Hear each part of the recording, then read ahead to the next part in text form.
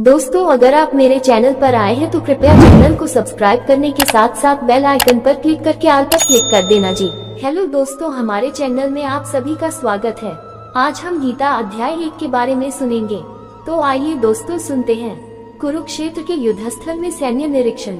धृतराष्ट्र बोले, हे संजय, धर्मभूमि कुरुक्षेत्र में एकत्रित युद्ध की इच्छा वाले मेरे और पांडु के पुत्रों ने क्या किया। संजय बोले, उस समय राजा दुर्योधन ने व्यूह रचनायुक्त पांडवों की सेना को देखा और द्रोणाचार्य के पास जाकर यह वचन कहा, हे आचार्य, आपके बुद्धिमान शिष्य द्रुपद पुत्र धृष्टद्युम्न द्वारा व्यूहाकार खड़ी की हुई पांडु पुत्रों की इस बड़ी भारी सेना को देखिए। इस सेना में बड़े बड़े धनुषों वाले तथा युद्ध में भीम और अर्जुन के समान शूरवीर सात्यकी और विराट तथा महारथी राजा द्रुपद, धृष्टकेतु और चेकितान तथा बलवान काशीराज पुरुजित, कुंतीभोज और मनुष्यों में श्रेष्ठ शाव्यक, पराक्रमी युधामन्यु तथा बलवान उत्तमौजा, सुभद्रा पुत्र अभिमन्यु एवं द्रौपदी के 5 पुत्र, ये सभी महारथी हैं। हे ब्राह्मण श्रेष्ठ, अपने पक्ष में भी जो प्रधान हैं, उनको आप समझ लीजिए। आपकी जानकारी के लिए मेरी सेना के जो सेनापति हैं, उनको बतलाता हूँ। आप द्रोणाचार्य और पितामह भीष्म तथा कर्ण और संग्राम विजयी कृपाचार्य तथा वैसे ही अश्वत्थामा, विकर्ण और सोमदत्त का पुत्र भूरिश्रवा और भी मेरे लिए जीवन की आशा त्याग देने वाले बहुत से शूरवीर अनेक प्रकार के शस्त्रास्त्रों से सुसज्जित और सब के सब युद्ध में चतुर हैं। भीष्म पितामह द्वारा रक्षित हमारी वह सेना सब प्रकार से अजेय है और भीम द्वारा रक्षित इन लोगों की यह सेना जीतने में सुगम है। इसलिए सब मोर्चों पर अपनी अपनी जगह स्थित रहते हुए आप लोग सभी निःसंदेह भीष्म पितामह की ही सब ओर से रक्षा करें। कौरवों में वृद्ध बड़े प्रतापी पितामह भीष्म ने उस दुर्योधन के हृदय में हर्ष उत्पन्न करते हुए उच्च स्वर से सिंह की दहाड़ के समान गरजकर शंख बजाया। इसके पश्चात शंख और नगाड़े तथा ढोल, मृदंग और नरसिंघे आदि बाजे एक साथ ही बज उठे। उनका वह शब्द बड़ा भयंकर हुआ। इसके अनंतर सफेद घोड़ों से युक्त उत्तम रथ में बैठे हुए श्री कृष्ण महाराज और अर्जुन ने भी अलौकिक शंख बजाए। श्री कृष्ण महाराज ने पांचजन्य नामक, अर्जुन ने देवदत्त नामक और भयानक कर्म वाले भीमसेन ने पौंड नामक महाशंख बजाया। कुंती पुत्र राजा युधिष्ठिर ने अनंत विजय नामक और नकुल तथा सहदेव ने सुघोष और मणिपुष्पक नामक शंख बजाए। श्रेष्ठ धनुष वाले काशीराज और महारथी शिखंडी एवं धृष्टद्युम्न तथा राजा विराट और अजेय सात्यकी, राजा द्रुपद एवं द्रौपदी के 5 पुत्र और बड़ी भुजा वाले सुभद्रा पुत्र अभिमन्यु, इन सभी ने, हे राजन, सब ओर से अलग अलग शंख बजाए। और उस भयानक शब्द ने आकाश और पृथ्वी को भी गुंजाते हुए धार्तराष्ट्रों के अर्थात आपके पक्ष वालों के हृदय विदीर्ण कर दिए। हे राजन, इसके बाद कपिध्वज अर्जुन ने मोर्चा बांध कर डटे हुए धृतराष्ट्र संबंधियों को देखकर उस शस्त्र चलने की तैयारी के समय धनुष उठाकर ऋषिकेश श्री कृष्ण महाराज से यह वचन कहा, हे अच्युत, मेरे रथ को दोनों सेनाओं के बीच में खड़ा कीजिए और जब तक कि मैं युद्ध क्षेत्र में डटे हुए युद्ध के अभिलाषी इन विपक्षी योद्धाओं को भली प्रकार देख न लूं कि इस युद्ध रूप व्यापार में मुझे किन किन के साथ युद्ध करना योग्य है, तब तक उसे खड़ा रखिए। दुर्बुद्धि दुर्योधन का युद्ध में हित चाहने वाले जो ये राजा लोग इस सेना में आए हैं, इन युद्ध करने वालों को मैं देखूंगा। संजय बोले, हे धृतराष्ट्र, अर्जुन द्वारा कहे अनुसार महाराज श्री कृष्णचंद्र ने दोनों सेनाओं के बीच में भीष्म और द्रोणाचार्य के सामने तथा संपूर्ण राजाओं के सामने उत्तम रथ को खड़ा कर इस प्रकार कहा कि हे पार्थ, युद्ध के लिए जुटे हुए इन कौरवों को देख। इसके बाद प्रथापुत्र अर्जुन ने उन दोनों ही सेनाओं में स्थित ताऊ चाचों को, दादों परदादों को, गुरुओं को, मामाओं को, भाइयों को, पुत्रों को, पौत्रों को तथा मित्रों को, ससुरों को और सुहृदों को भी देखा। उन उपस्थित संपूर्ण बंधुओं को देखकर वे कुंती पुत्र अर्जुन अत्यंत करुणा से युक्त होकर शोक करते हुए यह वचन बोले। अर्जुन बोले, हे कृष्ण, युद्ध क्षेत्र में डटे हुए युद्ध के अभिलाषी इस स्वजन समुदाय को देखकर मेरे अंग शिथिल हुए जा रहे हैं और मुख सूखा जा रहा है तथा मेरे शरीर में कंप एवं रोमांच हो रहा है। हाथ से गांडीव धनुष गिर रहा है और त्वचा भी बहुत जल रही है तथा मेरा मन भ्रमित सा हो रहा है, इसलिए मैं खड़ा रहने को भी समर्थ नहीं हूँ। हे केशव, मैं लक्षणों को भी विपरीत ही देख रहा हूँ तथा युद्ध में स्वजन समुदाय को मारकर कल्याण भी नहीं देखता। हे कृष्ण, मैं न तो विजय चाहता हूँ और न राज्य तथा सुखों को ही। हे गोविंद, हमें ऐसे राज्य से क्या प्रयोजन है अथवा ऐसे भोगों से और जीवन से भी क्या लाभ है। हमें जिनके लिए राज्य, भोग और सुखादि अभीष्ट हैं, वे ही ये सब धन और जीवन की आशा को त्याग कर युद्ध में खड़े हैं। गुरुजन, ताऊ चाचे, लड़के और उसी प्रकार दादे, मामे, ससुर, पौत्र, साले तथा और भी संबंधी लोग हैं। हे मधुसूदन, मुझे मारने पर भी अथवा तीनों लोगों के राज्य के लिए भी मैं इन सबको मारना नहीं चाहता, फिर पृथ्वी के लिए तो कहना ही क्या है। हे जनार्दन, धृतराष्ट्र के पुत्रों को मारकर हमें क्या प्रसन्नता होगी? इन आताइयों को मारकर तो हमें पाप ही लगेगा। अतएव हे माधव, अपने ही बांधव धृतराष्ट्र के पुत्रों को मारने के लिए हम योग्य नहीं है, क्योंकि अपने ही कुटुंब को मारकर हम कैसे सुखी होंगे?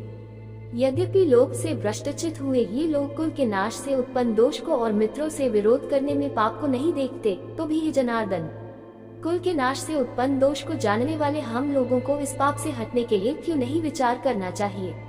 कुल के नाश से सनातन कुल धर्म नष्ट हो जाते हैं तथा धर्म का नाश हो जाने पर संपूर्ण कुल में पाप भी बहुत फैल जाता है। हे कृष्ण, पाप के अधिक बढ़ जाने से कुल की स्त्रियां अत्यंत दूषित हो जाती हैं और हे वार्ष्ण्य, स्त्रियों के दूषित हो जाने पर वर्ण संकर उत्पन्न होता है। वर्ण संकर कुलघातियों को और कुल को नरक में ले जाने के लिए ही होता है। लुप्त हुई पिंड और जल की क्रिया वाले अर्थात श्राद्ध और तर्पण से वंचित इनके पितर लोग भी अधोगति को प्राप्त होते हैं। इन वर्ण संकर कारक दोषों से कुलघातियों के सनातन कुल धर्म और जाति धर्म नष्ट हो जाते हैं। हे जनार्दन, जिनका कुल धर्म नष्ट हो गया है, ऐसे मनुष्यों का अनिश्चित काल तक नरक में वास होता है, ऐसा हम सुनते आए हैं। हाँ शोक, हम लोग बुद्धिमान होकर भी महान पाप करने को तैयार हो गए हैं, जो राज्य और सुख के लोभ से स्वजनों को मारने के लिए उद्यत हो गए हैं। यदि मुझ शस्त्ररहित एवं सामना न करने वाले को शस्त्र हाथ में लिए हुए धृतराष्ट्र के पुत्र रण में मार डाले तो वह मारना भी मेरे लिए अधिक कल्याणकारक होगा। संजय बोले, रणभूमि में शोक से उद्विग्न मन वाले अर्जुन इस प्रकार कहकर बाण सहित धनुष को त्याग कर रथ के पिछले भाग में बैठ गए। आइए दोस्तों, अब सुनते हैं। संजय बोले, उस प्रकार करुणा से व्याप्त और आंसुओं से पूर्ण तथा व्याकुल नेत्रों वाले शोकयुक्त उस अर्जुन के प्रति भगवान मधुसूदन ने यह वचन कहा। श्री भगवान बोले, हे अर्जुन, तुझे इस समय में यह मोह किस हेतु से प्राप्त हुआ? क्योंकि न तो ये श्रेष्ठ पुरुषों द्वारा आचरित है, न स्वर्ग को देने वाला है और न कीर्ति को करने वाला ही है। इसलिए हे अर्जुन, नपुंसकता को मत प्राप्त हो, तुझमें यह उचित नहीं जान पड़ती।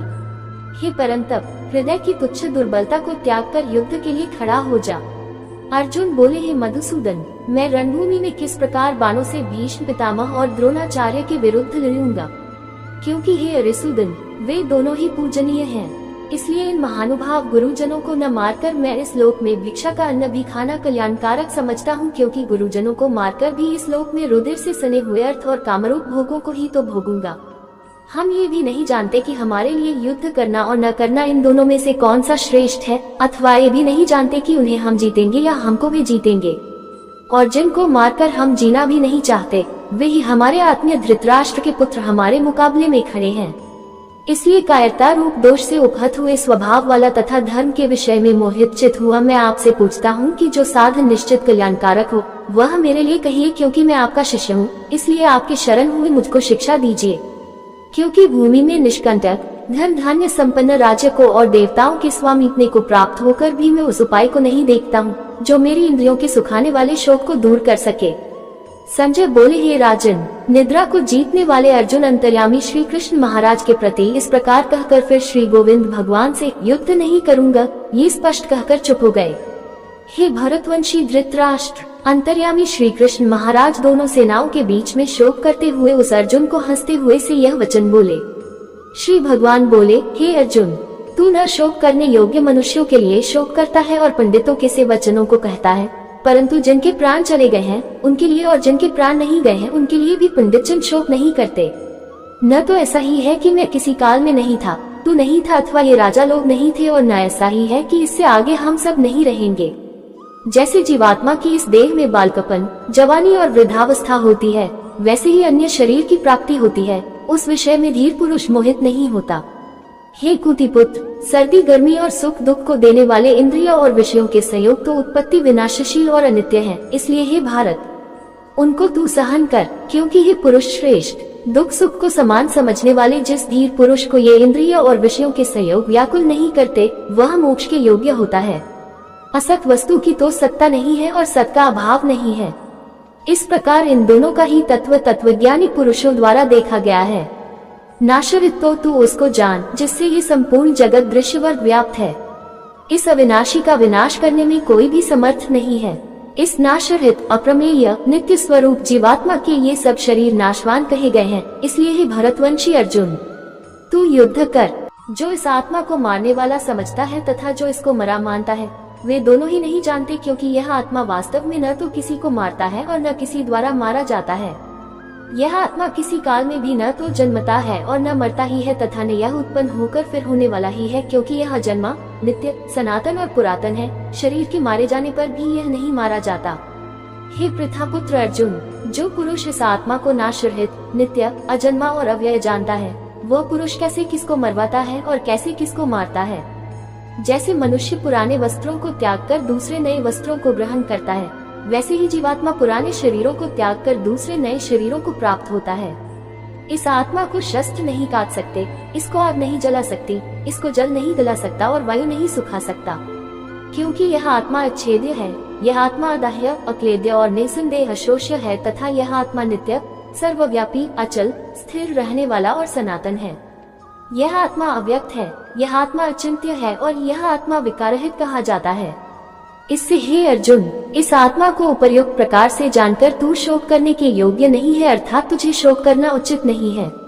किंतु यदि तू इस आत्मा को सदा जन्मने वाला तथा सदा मरने वाला मानता हो, तो भी हे महाबाहो, तू इस प्रकार शोक करने योग्य नहीं है, क्योंकि इस मान्यता के अनुसार जन्मे हुए की मृत्यु निश्चित है और मरे हुए का जन्म निश्चित है। इससे भी इस बिना उपाय वाले विषय में तू शोक करने योग्य नहीं है। हे अर्जुन, संपूर्ण प्राणी जन्म से पहले अप्रकट थे और मरने के बाद भी अप्रकट हो जाने वाले हैं, केवल बीच में ही प्रकट है। फिर ऐसी स्थिति में क्या शोक करना है।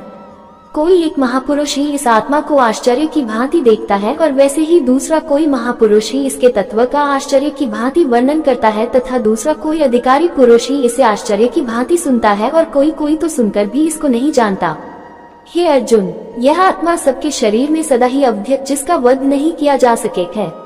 इस कारण संपूर्ण प्राणियों के लिए तू शोक करने योग्य नहीं है, तथा अपने धर्म को देखकर भी तू भय करने योग्य नहीं है, अर्थात तुझे भय नहीं करना चाहिए, क्योंकि क्षत्रिय के लिए धर्मयुक्त युद्ध से बढ़कर दूसरा कोई कल्याणकारी कर्तव्य नहीं है।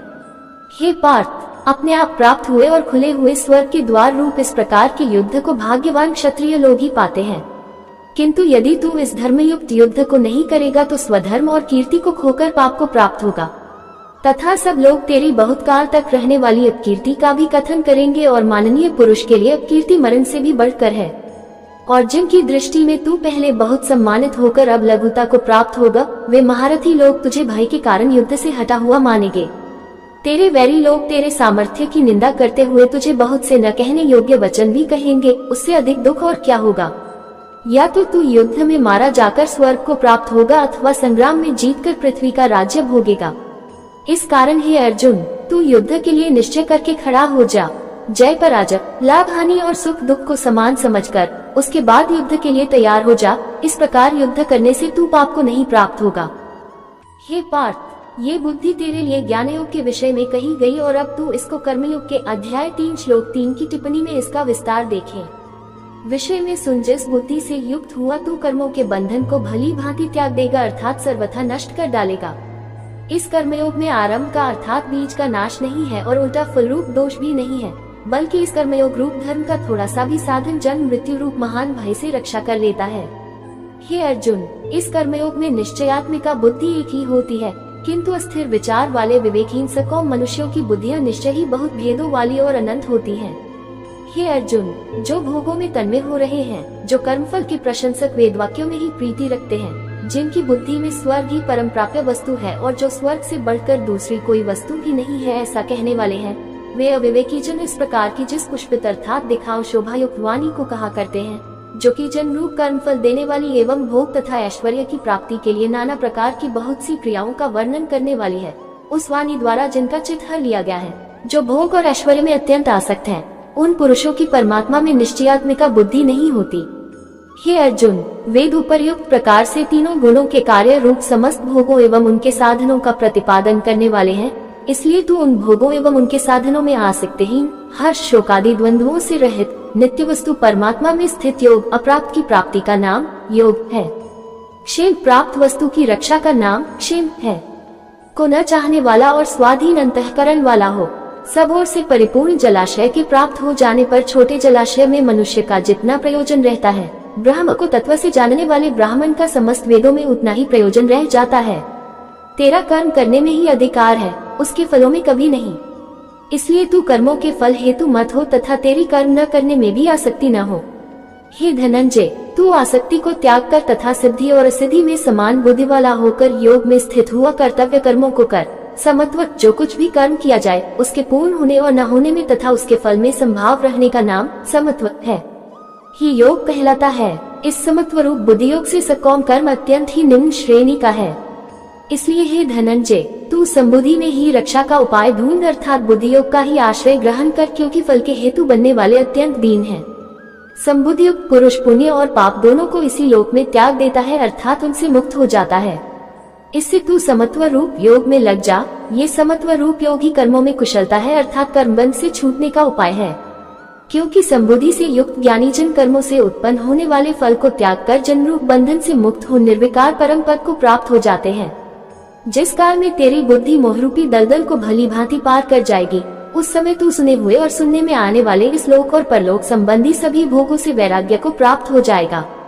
भांति भांति के वचनों को सुनने से विचलित हुई तेरी बुद्धि जब परमात्मा में अचल और स्थिर ठहर जाएगी, तब तू योग को प्राप्त हो जाएगा अर्थात तेरा परमात्मा से नित्य संयोग हो जाएगा। अर्जुन बोले, हे केशव, समाधि में स्थित परमात्मा को प्राप्त हुए स्थिर बुद्धि पुरुष का क्या लक्षण है? वह स्थिर बुद्धि पुरुष कैसे बोलता है, कैसे बैठता है और कैसे चलता है? श्री भगवान बोले, हे अर्जुन, जिस काल में ये पुरुष मन में स्थित संपूर्ण कामनाओं को भली भांति त्याग देता है और आत्मा से आत्मा में ही संतुष्ट रहता है, उस काल में वह स्थित प्रज्ञ कहा जाता है। दुखों की प्राप्ति होने पर जिसके मन में उद्वेग नहीं होता, सुखों की प्राप्ति में सर्वथा निष्प्रह है तथा जिसके राग, भय और क्रोध नष्ट हो गए हैं, ऐसा मुनि स्थिर बुद्धि कहा जाता है। जो पुरुष सर्वत्र स्नेहरहित हुआ उस शुभ या अशुभ वस्तु को प्राप्त होकर न प्रसन्न होता है और न द्वेष करता है, उसकी बुद्धि स्थिर है। और कछुआ सब ओर से अपने अंगों को जैसे समेट लेता है, वैसे ही जब ये पुरुष इंद्रियों के विषयों से इंद्रियों को सब प्रकार से हटा लेता है, तब उसकी बुद्धि स्थिर है, ऐसा समझना चाहिए। इंद्रियों द्वारा विषयों को ग्रहण न करने वाले पुरुष के भी केवल विषय तो निवृत्त हो जाते हैं, परंतु उनमें रहने वाली आसक्ति निवृत्त नहीं होती। इस स्थित प्रज्ञ पुरुष की तो आसक्ति भी परमात्मा का साक्षात्कार करके निवृत्त हो जाती है। हे अर्जुन, आसक्ति का नाश न होने के कारण ये प्रमथन स्वभाव वाली इंद्रियां यत्न करते हुए बुद्धिमान पुरुष के मन को भी बलात् हर लेती हैं। इसलिए साधक को चाहिए कि वह उन संपूर्ण इंद्रियों को वश में करके समाहित चित हुआ मेरे परायण होकर ध्यान में बैठे, क्योंकि जिस पुरुष की इंद्रियां वश में होती हैं, उसी की बुद्धि स्थिर हो जाती है। विषयों का चिंतन करने वाले पुरुष की उन विषयों में आसक्ति हो जाती है। आसक्ति से उन विषयों की कामना उत्पन्न होती है और कामना में विघ्न पड़ने से क्रोध उत्पन्न होता है। क्रोध से अत्यंत मूढ़ भाव उत्पन्न हो जाता है। मूढ़ भाव से स्मृति में भ्रम हो जाता है। स्मृति में भ्रम हो जाने से बुद्धि अर्थात ज्ञान शक्ति का नाश हो जाता है और बुद्धि का नाश हो जाने से यह पुरुष अपनी स्थिति से गिर जाता है। परंतु अपने अधीन किए हुए अंतःकरण वाला साधक अपने वश में की हुई राग द्वेष रहित इंद्रियों द्वारा विषयों में विचरण करता हुआ अंतःकरण की प्रसन्नता को प्राप्त होता है। अंतःकरण की प्रसन्नता होने पर इसके संपूर्ण दुखों का अभाव हो जाता है और उस प्रसन्नचित वाले कर्मयोगी की बुद्धि शीघ्र ही सब ओर से हटकर एक परमात्मा में ही भली भांति स्थिर हो जाती है। न जीते हुए मन और इंद्रियों वाले पुरुष में निश्चयात्मिका बुद्धि नहीं होती और उस युक्त मनुष्य के अंतःकरण में भावना भी नहीं होती तथा भावनाहीन मनुष्य को शांति नहीं मिलती और शांति रहित मनुष्य को सुख कैसे मिल सकता है? क्योंकि जैसे जल में चलने वाली नाव को वायु हर लेती है, वैसे ही विषयों में विचरती हुई इंद्रियों में से मन जिस इंद्रिय के साथ रहता है, वह एक ही इंद्रिय संयुक्त पुरुष की बुद्धि को हर लेती है। इसलिए हे महाबाहो, जिस पुरुष की इंद्रियां इंद्रियों के विषयों में सब प्रकार निग्रह की हुई है, उसी की बुद्धि स्थिर है। संपूर्ण प्राणियों के लिए जो रात्रि के समान है, उस नित्य ज्ञान स्वरूप परमानंद की प्राप्ति में स्थित प्रज्ञ योगी जागता है और जिस नाशवान सांसारिक सुख की प्राप्ति में सब प्राणी जागते हैं, परमात्मा के तत्व को जानने वाले मुनि के लिए वह रात्रि के समान है। जैसे नाना नदियों के जल सब ओर से परिपूर्ण अचल प्रतिष्ठा वाले समुद्र में उसको विचलित न करते हुए ही समा जाते हैं, वैसे ही सब भोग जिस स्थित प्रज्ञ पुरुष में किसी प्रकार का विकार उत्पन्न किए बिना ही समा जाते हैं, वही पुरुष परम शांति को प्राप्त होता है, भोगों को चाहने वाला नहीं। जो पुरुष संपूर्ण कामनाओं को त्याग कर ममता रहित, अहंकार रहित और स्पृहा रहित हुआ विचरता है, वही शांति को प्राप्त होता है अर्थात वह शांति को प्राप्त है। हे अर्जुन, ये ब्रह्म को प्राप्त हुए पुरुष की स्थिति है। इसको प्राप्त होकर योगी कभी मोहित नहीं होता और अंतकाल में भी इस ब्राह्मी स्थिति में स्थित होकर ब्रह्मानंद को प्राप्त हो जाता है। गीता अध्याय 3 के बारे में सुनेंगे, तो आइए दोस्तों सुनते हैं। अर्जुन बोले, हे जनार्दन, यदि आपको कर्म की अपेक्षा ज्ञान श्रेष्ठ मान्य है तो फिर हे केशव, मुझे भयंकर कर्म में क्यों लगाते हैं? आप मिले हुए से वचनों से मेरी बुद्धि को मानो मोहित कर रहे हैं। इसलिए उस एक बात को निश्चित करके कहिए जिससे मैं कल्याण को प्राप्त हो जाऊं। श्री भगवान बोले, हे निष्पाप, इस लोक में दो प्रकार की निष्ठा, साधन की परिपक्व अवस्था अर्थात पराकाष्ठा का नाम निष्ठा है, मेरे द्वारा पहले कही गई है। उनमें से सांख्य योगियों की निष्ठा तो ज्ञान योग से, माया से उत्पन्न हुए संपूर्ण गुण ही गुणों में बरतते हैं ऐसे समझकर तथा मन, इंद्रियों और शरीर द्वारा होने वाली संपूर्ण क्रियाओं में कर्तापन के अभिमान से रहित होकर सर्वव्यापी सच्चिदानंद घन परमात्मा में एक ही भाव से स्थित रहने का नाम ज्ञान योग है। इसी को संन्यास, सांख्य योग आदि नामों से कहा गया है। और योगियों की निष्ठा कर्मयोग से फल और आसक्ति को त्याग कर भगवदाज्ञानुसार केवल भगवदर्थ समत्व बुद्धि से कर्म करने का नाम निष्काम कर्मयोग है। इसी को समत्वयोग, बुद्धियोग, कर्मयोग, तदर्थ कर्म, मदर्थ कर्म, मतकर्म आदि नामों से कहा गया है। होती है मनुष्य न तो कर्मों का आरंभ किए बिना निष्कर्मता, जिस अवस्था को प्राप्त हुए पुरुष के कर्म अकर्म हो जाते हैं अर्थात फल उत्पन्न नहीं कर सकते, उस अवस्था का नाम निष्कर्मता है। को यानी योग निष्ठा को प्राप्त होता है और न कर्मों के केवल त्याग मात्र से सिद्धि यानी सांख्य निष्ठा को ही प्राप्त होता है। निसंदेह कोई भी मनुष्य किसी भी काल में क्षण मात्र भी बिना कर्म किए नहीं रहता, क्योंकि सारा मनुष्य समुदाय प्रकृति जनित गुणों द्वारा परवश हुआ कर्म करने के लिए बाध्य किया जाता है। जो मूढ़ बुद्धि मनुष्य समस्त इंद्रियों को हठपूर्वक ऊपर से रोककर मन से उन इंद्रियों के विषयों का चिंतन करता रहता है, वह मिथ्याचारी अर्थात दंभी कहा जाता है। किंतु हे अर्जुन, जो पुरुष मन से इंद्रियों को वश में करके अनासक्त हुआ समस्त इंद्रियों द्वारा कर्मयोग का आचरण करता है, वही श्रेष्ठ है। तू शास्त्र विहित कर्तव्य कर्म कर, क्योंकि कर्म न करने की अपेक्षा कर्म करना श्रेष्ठ है तथा कर्म न करने से तेरा शरीर निर्वाह भी नहीं सिद्ध होगा। यज्ञ के निमित्त किए जाने वाले कर्मों से अतिरिक्त दूसरे कर्मों में लगा हुआ ही यह मनुष्य समुदाय कर्मों से बढ़ता है। इसलिए हे अर्जुन, तू आसक्ति से रहित होकर उस यज्ञ के निमित्त ही भली भांति कर्तव्य कर्म कर। प्रजापति ब्रह्मा ने कल्प के आदि में यज्ञ सहित प्रजाओं को रचकर उनसे कहा कि तुम लोग इस यज्ञ द्वारा वृद्धि को प्राप्त हो और यह यज्ञ तुम लोगों को इच्छित भोग प्रदान करने वाला हो। तुम लोग इस यज्ञ द्वारा देवताओं को उन्नत करो और वे देवता तुम लोगों को उन्नत करें। इस प्रकार निस्वार्थ भाव से एक दूसरे को उन्नत करते हुए तुम लोग परम कल्याण को प्राप्त हो जाओगे। यज्ञ द्वारा बढ़ाए हुए देवता तुम लोगों को बिना मांगे ही इच्छित भोग निश्चय ही देते रहेंगे। इस प्रकार उन देवताओं द्वारा दिए हुए भोगों को जो पुरुष उनको बिना दिए स्वयं भोगता है, वह चोर ही है। यज्ञ से बचे हुए अन्न को खाने वाले श्रेष्ठ पुरुष सब पापों से मुक्त हो जाते हैं, और जो पापी लोग अपना शरीर पोषण करने के लिए ही अन्न पकाते हैं, वे तो पाप को ही खाते हैं। संपूर्ण प्राणी अन्न से उत्पन्न होते हैं। अन्न की उत्पत्ति वृष्टि से होती है, वृष्टि यज्ञ से होती है और यज्ञ विहित कर्मों से उत्पन्न होने वाला है। कर्म समुदाय को तू वेद से उत्पन्न और वेद को अविनाशी परमात्मा से उत्पन्न हुआ जान। इससे सिद्ध होता है कि सर्वव्यापी परम अक्षर परमात्मा सदा ही यज्ञ में प्रतिष्ठित है। हे पार्थ, जो पुरुष इस लोक में इस प्रकार परंपरा से प्रचलित सृष्टि चक्र के अनुकूल नहीं बरतता अर्थात अपने कर्तव्य का पालन नहीं करता, वह इंद्रियों द्वारा भोगों में रमन करने वाला पापायु पुरुष व्यर्थ ही जीता है। परंतु जो मनुष्य आत्मा में ही रमन करने वाला और आत्मा में ही तृप्त तथा आत्मा में ही संतुष्ट हो, उसके लिए कोई कर्तव्य नहीं है। उस महापुरुष का इस विश्व में न तो कर्म करने से कोई प्रयोजन रहता है और न कर्मों के न करने से ही कोई प्रयोजन रहता है, तथा संपूर्ण प्राणियों में भी इसका किंचन मात्र भी स्वार्थ का संबंध नहीं रहता। इसलिए तू निरंतर आसक्ति से रहित होकर सदा कर्तव्य कर्म को भली भांति करता रह, क्योंकि आसक्ति से रहित होकर कर्म करता हुआ मनुष्य परमात्मा को प्राप्त हो जाता है। जनकादि ज्ञानी जन भी आसक्ति रहित कर्म द्वारा ही परम सिद्धि को प्राप्त हुए थे। इसलिए तथा लोक संग्रह को देखते हुए भी तू कर्म करने के ही योग्य है, अर्थात तुझे कर्म करना ही उचित है। श्रेष्ठ पुरुष जो आचरण करता है, अन्य पुरुष भी वैसा वैसा ही आचरण करते हैं। वह जो कुछ प्रमाण कर देता है, समस्त मनुष्य समुदाय उसी के अनुसार बरतने लग जाता है। यहाँ क्रिया में एक वचन है, परंतु लोक शब्द समुदायवाचक होने से भाषा में बहुवचन की क्रिया लिखी गई है। हे अर्जुन, मुझे इन तीनों लोकों में न तो कुछ कर्तव्य है और न कोई भी प्राप्त करने योग्य वस्तु अप्राप्त है, तो भी मैं कर्म में ही बरतता हूँ। क्योंकि हे पार्थ, यदि कदाचित मैं सावधान होकर कर्मों में न बरतूं तो बड़ी हानि हो जाए, क्योंकि मनुष्य सब प्रकार से मेरे ही मार्ग का अनुसरण करते हैं। इसलिए यदि मैं कर्म न करूं तो ये सब मनुष्य नष्ट भ्रष्ट हो जाएं और मैं संकर्ता का करने वाला हूँ तथा इस समस्त प्रजा को नष्ट करने वाला बनूं।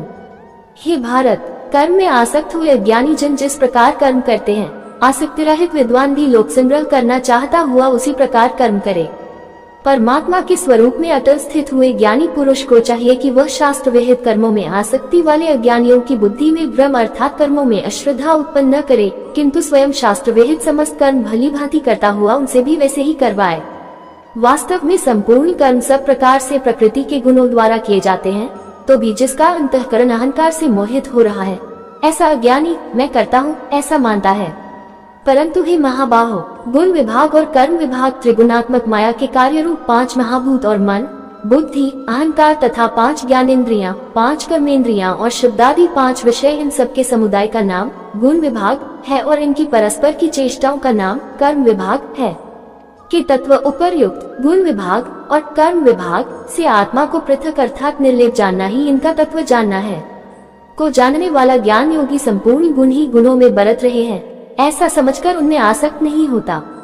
प्रकृति के गुणों से अत्यंत मोहित हुए मनुष्य गुणों में और कर्मों में आसक्त रहते हैं। उन पूर्णतया न समझने वाले मंदबुद्धि अज्ञानियों को पूर्णतया जानने वाला ज्ञानी विचलित न करे।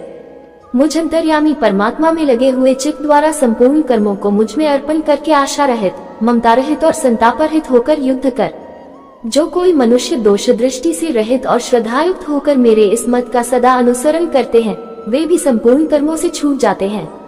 परंतु जो मनुष्य मुझ में दोषारोपण करते हुए मेरे इस मत के अनुसार नहीं चलते हैं, उन मूर्खों को तू संपूर्ण ज्ञानों में मोहित और नष्ट हुए ही समझ। सभी प्राणी प्रकृति को प्राप्त होते हैं अर्थात अपने स्वभाव के परवश हुए कर्म करते हैं।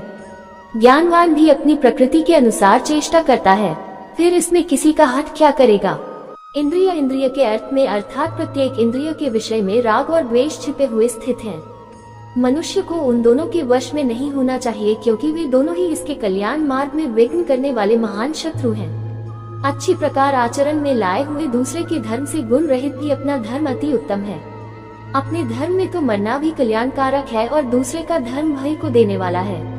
अर्जुन बोले, हे कृष्ण, तो फिर यह मनुष्य स्वयं न चाहता हुआ भी बलात् लगाए हुए की भांति किससे प्रेरित होकर पाप का आचरण करता है। श्री भगवान बोले, रजोगुण से उत्पन्न हुआ ये काम ही क्रोध है। ये बहुत खाने वाला अर्थात भोगों से कभी न घाने वाला और बड़ा पापी है। इसको ही तू इस विषय में वैरी जान। जिस प्रकार धुएं से अग्नि और मैल से दर्पण ढका जाता है तथा जिस प्रकार जेर से गर्भ ढका रहता है, वैसे ही उस काम द्वारा ये ज्ञान ढका रहता है। और हे अर्जुन, इस अग्नि के समान कभी न पूर्ण होने वाले काम रूप ज्ञानियों के नित्य वैरी द्वारा मनुष्य का ज्ञान ढका हुआ है। इंद्रियां, मन और बुद्धि ये सब इसके वासस्थान कहे जाते हैं। ये काम इन मन, बुद्धि और इंद्रियों द्वारा ही ज्ञान को आच्छादित करके जीवात्मा को मोहित करता है। इसलिए हे अर्जुन, तू पहले इंद्रियों को वश में करके इस ज्ञान और विज्ञान का नाश करने वाले महान पापी काम को अवश्य ही बलपूर्वक मार डाल। इंद्रियों को स्थूल शरीर से पर यानी श्रेष्ठ, बलवान और सूक्ष्म कहते हैं। इन इंद्रियों से पर मन है, मन से भी पर बुद्धि है और जो बुद्धि से भी अत्यंत पर है वह आत्मा है। इस प्रकार बुद्धि से पर अर्थात सूक्ष्म, बलवान और अत्यंत श्रेष्ठ आत्मा को जानकर और बुद्धि द्वारा मन को वश में करके ही महाबाहो, तू इस कामरूप दुर्जय शत्रु को मार डाल। उम्मीद करते हैं दोस्तों, आपको ये गीता ज्ञान अध्याय 3 सुनने में अच्छा लगा होगा। आज हम गीता अध्याय 4 के बारे में सुनेंगे, तो आइए दोस्तों सुनते हैं। श्री कृष्ण भगवान बोले, मैंने इस अविनाशी योग को सूर्य से कहा था, सूर्य ने अपने पुत्र वैवस्वत मनु से कहा और मनु ने अपने पुत्र राजा इक्ष्वाकु से कहा। हे परंतप अर्जुन, इस प्रकार परंपरा से प्राप्त इस योग को राजर्षियों ने जाना, किंतु उसके बाद वह योग बहुत काल से इस पृथ्वी लोक में लुप्तप्राय हो गया। तू मेरा भक्त और प्रिय सखा है, इसलिए वही यह पुरातन योग आज मैंने तुझको कहा है, क्योंकि यह बड़ा ही उत्तम रहस्य है, अर्थात गुप्त रखने योग्य विषय है। अर्जुन बोले, आपका जन्म तो अर्वाचीन अभी हाल का है और सूर्य का जन्म बहुत पुराना है, अर्थात कल्प के आदि में हो चुका था। तब मैं इस बात को कैसे समूझ की आप ही ने कल्प के आदि में सूर्य से यह योग कहा था। श्री भगवान बोले, हे परंतप अर्जुन, मेरे और तेरे बहुत से जन्म हो चुके हैं, उन सबको तू नहीं जानता, किंतु मैं जानता हूँ।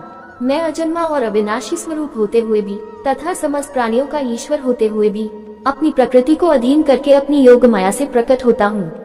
हे भारत, जब जब धर्म की हानि और अधर्म की वृद्धि होती है, तब तभी मैं अपने रूप को रचता हूँ, अर्थात साकार रूप से लोगों के सम्मुख प्रकट होता हूँ। साधु पुरुषों का उद्धार करने के लिए, पाप कर्म करने वालों का विनाश करने के लिए, और धर्म की अच्छी तरह से स्थापना करने के लिए मैं युग युग में प्रकट हुआ करता हूँ। हे अर्जुन, मेरे जन्म और कर्म दिव्य अर्थात निर्मल और अलौकिक है। इस प्रकार जो मनुष्य तत्व से सर्वशक्तिमान सच्चिदानंदन परमात्मा आज अविनाशी और सर्वभूतों की परम गति तथा परम आश्रय हैं, वे केवल धर्म को स्थापन करने और संसार का उद्धार करने के लिए ही अपनी योगमाया से सगुण रूप होकर प्रकट होते हैं। इसलिए परमेश्वर के समान सुहृद प्रेमी और पतित पावन दूसरा कोई नहीं है। ऐसा समझकर जो पुरुष परमेश्वर का अनन्य प्रेम से निरंतर चिंतन करता हुआ आसक्ति रहित संसार में बरतता है, वही उनको तत्व से जानता है, जान लेता है। वह शरीर को त्याग कर फिर जन्म को प्राप्त नहीं होता, किंतु मुझे ही प्राप्त होता है। पहले भी जिनके राग भय और क्रोध सर्वथा नष्ट हो गए थे और जो मुझ में अनन्य प्रेम पूर्वक स्थित रहते थे, ऐसे मेरे आश्रित रहने वाले बहुत से भक्त उपयुक्त ज्ञान रूप तप से पवित्र होकर मेरे स्वरूप को प्राप्त हो चुके हैं। हे अर्जुन, जो भक्त मुझे जिस प्रकार भजते हैं, मैं भी उनको उसी प्रकार भजता हूँ, क्योंकि सभी मनुष्य सब प्रकार से मेरे ही मार्ग का अनुसरण करते हैं। इस मनुष्य लोक में कर्मों के फल को चाहने वाले लोग देवताओं का पूजन किया करते हैं, क्योंकि उनको कर्मों से उत्पन्न होने वाली सिद्धि शीघ्र मिल जाती है। ब्राह्मण, क्षत्रिय, वैश्य और शूद्र इन 4 वर्णों का समूह गुण और कर्मों के विभाग पूर्वक मेरे द्वारा रचा गया है। इस प्रकार उस सृष्टि रचनादि कर्म का कर्ता होने पर भी मुझ अविनाशी परमेश्वर को तू वास्तव में अकर्ता ही जान। कर्मों के फल में मेरी स्पृहा नहीं है, इसलिए मुझे कर्म लिप्त नहीं करते। इस प्रकार जो मुझे तत्व से जान लेता है, वह भी कर्मों से नहीं बंधता। पूर्व काल में मुमुक्षुओं ने भी इस प्रकार जानकर ही कर्म किए हैं, इसलिए तू भी पूर्वजों द्वारा सदा से किए जाने वाले कर्मों को ही कर। कर्म क्या है और अकर्म क्या है, इस प्रकार इसका निर्णय करने में बुद्धिमान पुरुष भी मोहित हो जाते हैं। इसलिए वह कर्म तत्व मैं तुझे भली भांति समझा कर कहूँगा, जिसे जानकर तू अशुभ से अर्थात कर्म बंधन से मुक्त हो जाएगा। कर्म का स्वरूप भी जानना चाहिए और अकर्मण का स्वरूप भी जानना चाहिए तथा विकर्म का स्वरूप भी जानना चाहिए, क्योंकि कर्म की गति गहन है। जो मनुष्य कर्म में अकर्म देखता है और जो अकर्म में कर्म देखता है, वह मनुष्यों में बुद्धिमान है और वह योगी समस्त कर्मों को करने वाला है, जिसके संपूर्ण शास्त्र सम्मत कर्म बिना कामना और संकल्प के होते हैं तथा जिसके समस्त कर्म ज्ञान रूप अग्नि द्वारा भस्म हो गए हैं, उस महापुरुष को ज्ञानी जन भी पंडित कहते हैं। जो पुरुष समस्त कर्मों में और उनके फल में आसक्ति का सर्वथा त्याग करके संसार के आश्रय से रहित हो गया है और परमात्मा में नित्य तृप्त है, वह कर्मों में भली भांति बरतता हुआ भी वास्तव में कुछ भी नहीं करता। जिसका अंतःकरण और इंद्रियों सहित शरीर जीता हुआ है और जिसने समस्त भोगों की सामग्री का परित्याग कर दिया है, ऐसा आशारहित पुरुष केवल शरीर संबंधी कर्म करता हुआ भी पापों को नहीं प्राप्त होता। जो बिना इच्छा के अपने आप प्राप्त हुए पदार्थ में सदा संतुष्ट रहता है, जिसमें ईर्ष्या का सर्वथा अभाव हो गया हो, जो हर्ष शोक आदि द्वंद्वों से सर्वथा अतीत हो गया है, ऐसा सिद्धि और असिद्धि में सम रहने वाला कर्मयोगी कर्म करता हुआ भी उनसे नहीं बंधता। जिसकी आसक्ति सर्वथा नष्ट हो गई है, जो देहाभिमान और ममता से रहित हो गया है, जिसका चित्त निरंतर परमात्मा के ज्ञान में स्थित रहता है, ऐसा केवल यज्ञ संपादन के लिए कर्म करने वाले मनुष्य के संपूर्ण कर्म भली भांति विलीन हो जाते हैं। जिस यज्ञ में अर्पण अर्थात सुबह आदि भी ब्रह्म है और हवन किए जाने योग्य द्रव्य भी ब्रह्म है तथा ब्रह्मरूप कर्ता द्वारा ब्रह्मरूप अग्नि में आहुति देना रूप क्रिया भी ब्रह्म है, उस ब्रह्म कर्म में स्थित रहने वाले योगी द्वारा प्राप्त किए जाने योग्य फल भी ब्रह्म ही है। दूसरे योगी जन देवताओं के पूजन रूप यज्ञ का ही भली भांति अनुष्ठान किया करते हैं और अन्य योगी जन परब्रह्म परमात्मा रूप अग्नि में अभेद दर्शन रूप यज्ञ द्वारा ही आत्म रूप यज्ञ का हवन किया करते हैं। परब्रह्म परमात्मा में ज्ञान द्वारा एक ही भाव से स्थित होना ही ब्रह्म रूप अग्नि में यज्ञ द्वारा यज्ञ को हवन करना है। अन्य योगी जन श्रोत्र आदि समस्त इंद्रियों को संयम रूप अग्नियों में हवन किया करते हैं और दूसरे योगी लोग शब्द आदि समस्त विषयों को इंद्रिय रूप अग्नियों में हवन किया करते हैं। दूसरे योगी जन इंद्रियों की संपूर्ण क्रियाओं और प्राणों की समस्त क्रियाओं को ज्ञान से प्रकाशित आत्म संयम योग रूप अग्नि में हवन किया करते हैं। सच्चिदानंद घन परमात्मा के सिवाय अन्य किसी का भी न चिंतन करना ही उन सबका हवन करना है। कई पुरुष द्रव्य संबंधी यज्ञ करने वाले हैं, कितने ही तपस्या रूप यज्ञ करने वाले हैं तथा दूसरे कितने ही योग रूप यज्ञ करने वाले हैं, कितने ही अहिंसादि तीक्ष्ण व्रतों से युक्त यत्नशील पुरुष स्वाध्याय रूप ज्ञान यज्ञ करने वाले हैं। दूसरे कितने ही योगी जन अपान वायु में प्राण वायु को हवन करते हैं, वैसे ही अन्य योगी जन प्राण वायु में अपान वायु को हवन करते हैं। तथा अन्य कितने ही नियमित आहार गीता अध्याय 6 श्लोक 17 में देखना चाहिए। करने वाले प्राणायाम परायण पुरुष प्राण और अपान की गति को रोककर प्राणों को प्राणों में ही हवन किया करते हैं। ये सभी साधक यज्ञों द्वारा पापों का नाश कर देने वाले और यज्ञों को जानने वाले हैं। हे कुरुश्रेष्ठ अर्जुन, यज्ञ से बचे हुए अमृत का अनुभव करने वाले योगी जन सनातन परब्रह्म परमात्मा को प्राप्त होते हैं, और यज्ञ न करने वाले पुरुष के लिए तो यह मनुष्यलोक भी सुखदायक नहीं है, फिर परलोक कैसे सुखदायक हो सकता है। इसी प्रकार और भी बहुत तरह के यज्ञ वेद की वाणी में विस्तार से कहे गए हैं। उन सबको तू मन, इंद्रियों और शरीर की क्रिया द्वारा संपन्न होने वाले जान। इस प्रकार तत्व से जानकर उनके अनुष्ठान द्वारा तू कर्म बंधन से सर्वथा मुक्त हो जाएगा। हे परंतप अर्जुन, द्रव्यमय यज्ञ की अपेक्षा ज्ञान यज्ञ अत्यंत श्रेष्ठ है, तथा यावन मात्र संपूर्ण कर्म ज्ञान में समाप्त हो जाते हैं। उस ज्ञान को तू तत्वदर्शी ज्ञानियों के पास जाकर समझ। उनको भली भांति दंडवत प्रणाम करने से, उनकी सेवा करने से और कपट छोड़कर सरलता पूर्वक प्रश्न करने से वे परमात्म तत्व को भली भांति जानने वाले ज्ञानी महात्मा तुझे उस तत्व ज्ञान का उपदेश करेंगे, जिसको जानकर फिर तू इस प्रकार मोह को नहीं प्राप्त होगा। तथा हे अर्जुन, जिस ज्ञान द्वारा तू संपूर्ण भूतों को निःशेष भाव से पहले अपने में गीता अध्याय 6 श्लोक 29 में देखना चाहिए और पीछे मुझ सच्चिदानंद घन परमात्मा में देखेगा। गीता अध्याय 6 श्लोक 30 में देखना चाहिए। यदि तू अन्य सब पापियों से भी अधिक पाप करने वाला है तो भी तू ज्ञान रूप नौक द्वारा निसंदेह संपूर्ण पाप समुद्र से भली भांति तर जाएगा। क्योंकि हे अर्जुन, जैसे प्रज्वलित अग्नि ईंधनों को भस्म में कर देता है, वैसे ही ज्ञान रूप अग्नि संपूर्ण कर्मों को भस्म में कर देता है। इस संसार में ज्ञान के समान पवित्र करने वाला निसंदेह कुछ भी नहीं है। उस ज्ञान को कितने ही काल से कर्मयोग द्वारा शुद्ध अंतःकरण हुआ मनुष्य अपने आप ही आत्मा में पा लेता है। जितेंद्रिय, साधन परायण और श्रद्धावान मनुष्य ज्ञान को प्राप्त होता है, तथा ज्ञान को प्राप्त होकर वह बिना विलंब के तत्काली भगवत प्राप्ति रूप परम शांति को प्राप्त हो जाता है। विवेकहीन और श्रद्धारहित संशय युक्त मनुष्य परमार्थ से अवश्य भ्रष्ट हो जाता है। ऐसे संशय युक्त मनुष्य के लिए न ये लोक है, न परलोक है और न सुखी है। हे धनंजय, जिसने कर्मयोग की विधि से समस्त कर्मों का परमात्मा में अर्पण कर दिया है और जिसने विवेक द्वारा समस्त संशयों का नाश कर दिया है, ऐसे वश में किए हुए अंतःकरण वाले पुरुष को कर्म नहीं बांधते। इसलिए हे भरतवंशी अर्जुन, तू हृदय में स्थित इस अज्ञान जनित अपने संशय का विवेक ज्ञान रूप तलवार द्वारा छेदन करके समत्व रूप कर्मयोग में स्थित हो जा और युद्ध के लिए खड़ा हो जा। आज हम गीता अध्याय 5 के बारे में सुनेंगे, तो आइए दोस्तों सुनते हैं। अर्जुन बोले, हे कृष्ण, आप कर्मों के संन्यास की और फिर कर्मयोग की प्रशंसा करते हैं, इसलिए इन दोनों में से जो एक मेरे लिए भली भांति निश्चित कल्याणकारक साधन हो उसको कहिए। श्री भगवान बोले, कर्म संन्यास और कर्मयोग ये दोनों ही परम कल्याण के करने वाले हैं, परंतु उन दोनों में भी कर्म संन्यास से कर्मयोग साधन में सुगम होने से श्रेष्ठ है। हे अर्जुन, जो पुरुष न किसी से द्वेष करता है और न किसी की आकांक्षा करता है, वह कर्मयोगी सदा सन्यासी ही समझने योग्य है, क्योंकि राग द्वेष आदि द्वंद्वों से रहित पुरुष सुखपूर्वक संसार बंधन से मुक्त हो जाता है। उपर्युक्त संन्यास और कर्मयोग को मूर्ख लोग पृथक पृथक फल देने वाले कहते हैं, न कि पंडित जन, क्योंकि दोनों में से एक में भी सम्यक प्रकार से स्थित पुरुष दोनों के फल रूप परमात्मा को प्राप्त होता है। ज्ञान योगियों द्वारा जो परमधाम प्राप्त किया जाता है, कर्मयोगियों द्वारा भी वही प्राप्त किया जाता है। इसलिए जो पुरुष ज्ञान योग और कर्मयोग को फल रूप में एक देखता है, वही यथार्थ देखता है। परंतु हे अर्जुन, कर्मयोग के बिना संन्यास अर्थात मन, इंद्रियों और शरीर द्वारा होने वाले संपूर्ण कर्मों में कर्तापन का त्याग प्राप्त होना कठिन है, और भगवत स्वरूप को मनन करने वाला कर्मयोगी परब्रह्म परमात्मा को शीघ्र ही प्राप्त हो जाता है।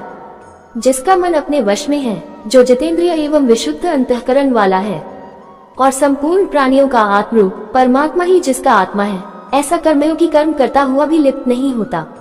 तत्व को जानने वाला सांख्य योगी तत्व देखता हुआ, सुनता हुआ, स्पर्श करता हुआ, सूंघता हुआ, भोजन करता हुआ, गमन करता हुआ, सोता हुआ, श्वास लेता हुआ, बोलता हुआ, त्यागता हुआ, ग्रहण करता हुआ तथा आंखों को खोलता और मूंदता हुआ भी सब इंद्रियां अपने अपने अर्थों में बरत रही हैं, इस प्रकार समझकर निसंदेह ऐसा माने कि मैं कुछ भी नहीं करता हूँ। जो पुरुष सब कर्मों को परमात्मा में अर्पण करके और आसक्ति को त्याग कर कर्म करता है, वह पुरुष जल से कमल के पत्ते की भांति पाप से लिप्त नहीं होता। कर्मयोगी ममत्व बुद्धि रहित केवल इंद्रिय, मन, बुद्धि और शरीर द्वारा भी आसक्ति को त्याग कर अंतःकरण की शुद्धि के लिए कर्म करते हैं। कर्मयोगी कर्मों के फल का त्याग करके भगवत प्राप्ति रूप शांति को प्राप्त होता है और सकाम पुरुष कामना की प्रेरणा से फल में आसक्त होकर बढ़ता है। अंतःकरण जिसके वश में है, ऐसा सांख्य योग का आचरण करने वाला पुरुष न करता हुआ और न करवाता हुआ ही नवद्वारों वाले शरीर रूप घर में सब कर्मों को मन से त्याग कर आनंद पूर्वक सच्चिदानंद घन परमात्मा के स्वरूप में स्थित रहता है। परमेश्वर मनुष्यों के न तो कर्तापन की, न कर्मों की और न कर्मफल के संयोग की रचना करते हैं, किंतु स्वभाव ही बरत रहा है। सर्वव्यापी परमेश्वर भी न किसी के पाप कर्म को और न किसी के शुभ कर्म को ही ग्रहण करता है, किंतु अज्ञान द्वारा ज्ञान ढका हुआ है, उसी से सब अज्ञानी मनुष्य मोहित हो रहे हैं। परंतु जिनका वह अज्ञान परमात्मा के तत्व ज्ञान द्वारा नष्ट कर दिया गया है, उनका वह ज्ञान सूर्य के सदृश उस सच्चिदानंद घन परमात्मा को प्रकाशित कर देता है। जिनका मन तद्रूप हो रहा है, जिनकी बुद्धि तद्रूप हो रही है और सच्चिदानंद घन परमात्मा में ही जिनकी निरंतर एक ही भाव से स्थिति है, ऐसे तत्परायण पुरुष ज्ञान द्वारा पापरहित होकर अपुनरावृत्ति को अर्थात परमगति को प्राप्त होते हैं। वे ज्ञानी जन विद्या और विनयुक्त ब्राह्मण में तथा गौ, हाथी, कुत्ते और चांडाल में भी समदर्शी इसका विस्तार गीता अध्याय 6 श्लोक 32 की टिप्पणी में देखना चाहिए ही होते हैं। का मन संभाव में स्थित है, उनके द्वारा इस जीवित अवस्था में ही संपूर्ण संसार जीत लिया गया है।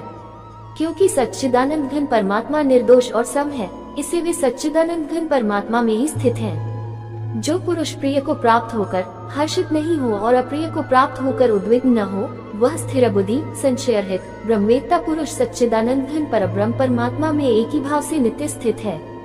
बाहर के विषयों में आसक्ति रहित अंतःकरण वाला साधक आत्मा में स्थित जो ध्यान जनित सात्विक आनंद है, उसको प्राप्त होता है। तदनंतर वह सच्चिदानंद घन परब्रह्म परमात्मा के ध्यान रूप योग में अभिन्न भाव से स्थित पुरुष अक्षय आनंद का अनुभव करता है।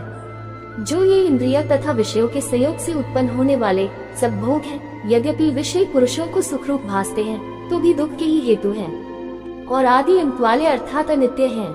इसलिए हे अर्जुन, बुद्धिमान विवेकी पुरुष उनमें नहीं रमता।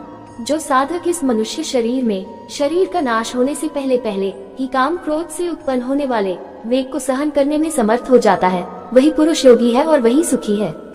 जो पुरुष अंतरात्मा में ही सुख वाला है, आत्मा में ही रमन करने वाला है तथा जो आत्मा में ही ज्ञान वाला है, वह सच्चिदानंद घन परब्रह्म परमात्मा के साथ एक ही भाव को प्राप्त सांख्य योगी शांत ब्रह्म को प्राप्त होता है।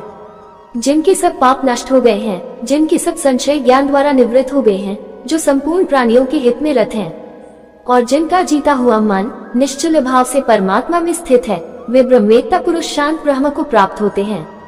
काम क्रोध से रहित जीते हुए चित्त वाले परब्रह्म परमात्मा का साक्षात्कार किए हुए ज्ञानी पुरुषों के लिए सब ओर से शांत परब्रह्म परमात्मा ही परिपूर्ण है। बाहर के विषय भोगों को न चिंतन करता हुआ बाहर ही निकालकर और नेत्रों की दृष्टि को भ्रिकुटी के बीच में स्थित करके तथा नासिका में विचरने वाले प्राण और अपान वायु को सम करके जिसकी इंद्रिया मन और बुद्धि जीती हुई है, ऐसा जो मोक्षप्रायण मुनि परमेश्वर के स्वरूप का निरंतर मनन करने वाला इच्छा भय और क्रोध से रहित हो गया है, वह सदा मुक्त ही है। मेरा भक्त मुझको सब यज्ञ और तपों का भोगने वाला, संपूर्ण लोकों के ईश्वरों का भी ईश्वर तथा संपूर्ण भूत प्राणियों का सुहृद अर्थात स्वार्थरहित दयालु और प्रेमी ऐसा तत्व से जानकर शांति को प्राप्त होता है। आज हम गीता अध्याय 6 के बारे में सुनेंगे, तो आइए दोस्तों सुनते हैं। श्री भगवान बोले, जो पुरुष कर्मफल का आश्रय न लेकर करने योग्य कर्म करता है, वह सन्यासी तथा योगी है और केवल अग्नि का त्याग करने वाला सन्यासी नहीं है तथा केवल क्रियाओं का त्याग करने वाला योगी नहीं है। हे अर्जुन, जिसको संन्यास गीता अध्याय 3 श्लोक 3 की टिप्पणी में इसका खुलासा अर्थ लिखा है, ऐसा कहते हैं, उसी को तू योग गीता अध्याय 3 श्लोक 3 की टिप्पणी में इसका खुलासा अर्थ लिखा है। जान, क्योंकि संकल्पों का त्याग न करने वाला कोई भी पुरुष योगी नहीं होता। योग में आरूढ़ होने की इच्छा वाले मननशील पुरुष के लिए योग की प्राप्ति में निष्काम भाव से कर्म करना ही हेतु कहा जाता है और योगारूढ़ हो जाने पर उस योगारूढ़ पुरुष का जो सर्व संकल्पों का अभाव है, वही कल्याण में हेतु कहा जाता है। जिस काल में न तो इंद्रियों के भोगों में और न कर्मों में ही आसक्त होता है, उस काल में सर्व संकल्पों का त्यागी पुरुष योगारूढ़ कहा जाता है। अपने द्वारा अपना संसार समुद्र से उद्धार करे और अपने को अधोगति में न डाले, क्योंकि यह मनुष्य आप ही तो अपना मित्र है और आप ही अपना शत्रु है। जिस जीवात्मा द्वारा मन और इंद्रियों सहित शरीर जीता हुआ है, उस जीवात्मा का तो वह आप ही मित्र है, और जिसके द्वारा मन तथा इंद्रियों सहित शरीर नहीं जीता गया है, उसके लिए वह आपकी शत्रु के सदृश शत्रुता में बरतता है। सर्दी गर्मी और सुख दुख आदि में तथा मान और अपमान में जिसके अंतःकरण की वृत्तियां भली भांति शांत है, ऐसे स्वाधीन आत्मा वाले पुरुष के ज्ञान में सच्चिदानंद घन परमात्मा सम्यक प्रकार से स्थित है, अर्थात उसके ज्ञान में परमात्मा के सिवा अन्य कुछ है ही नहीं। जिसका अंतःकरण ज्ञान विज्ञान से तृप्त है, जिसकी स्थिति विकाररहित है, जिसकी इंद्रियां भली भांति जीती हुई हैं और जिसके लिए मिट्टी पत्थर और सुवर्ण समान है, वही योगी युक्त अर्थात भगवत प्राप्त है, ऐसे कहा जाता है। सुहृद स्वार्थ रहित सबका हित करने वाला, मित्र वैरी उदासीन पक्षपात रहित मध्यस्थ, दोनों ओर की भलाई चाहने वाला, द्वेष्य और बंधु गुणों में धर्मात्माओं में और पापियों में भी समान भाव रखने वाला अत्यंत श्रेष्ठ है। मन और इंद्रियों सहित शरीर को वश में रखने वाला, आशारहित और संग्रहरहित योगी अकेला ही एकांत स्थान में स्थित होकर आत्मा को निरंतर परमात्मा में लगाए। शुद्ध भूमि में जिसके ऊपर क्रमशः कुशा मृगछाला और वस्त्र बिछे हैं, जो न बहुत ऊंचा है और न बहुत नीचा, ऐसे अपने आसन को स्थिर स्थापन करके उस आसन पर बैठकर चित्त और इंद्रियों की क्रियाओं को वश में रखते हुए मन को एकाग्र करके अंतःकरण की शुद्धि के लिए योग का अभ्यास करे। काया सिर और गले को समान एवं अचल धारण करके और स्थिर होकर अपनी नासिका के अग्रभाग पर दृष्टि जमाकर अन्य दिशाओं को न देखता हुआ ब्रह्मचारी के व्रत में स्थित भयरहित तथा भली भांति शांत अंतःकरण वाला सावधान योगी मन को रोककर मुझ में चित्त वाला और मेरे परायण होकर स्थित होए। वश में किए हुए मन वाला योगी इस प्रकार आत्मा को निरंतर मुझ परमेश्वर के स्वरूप में लगाता हुआ मुझ में रहने वाली परमानंद की पराकाष्ठा रूप शांति को प्राप्त होता है।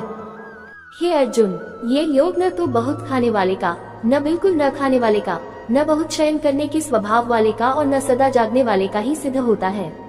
दुखों का नाश करने वाला योग तो यथायोग्य आहार विहार करने वाले का, कर्मों में यथायोग्य चेष्टा करने वाले का और यथायोग्य सोने तथा जागने वाले का ही सिद्ध होता है।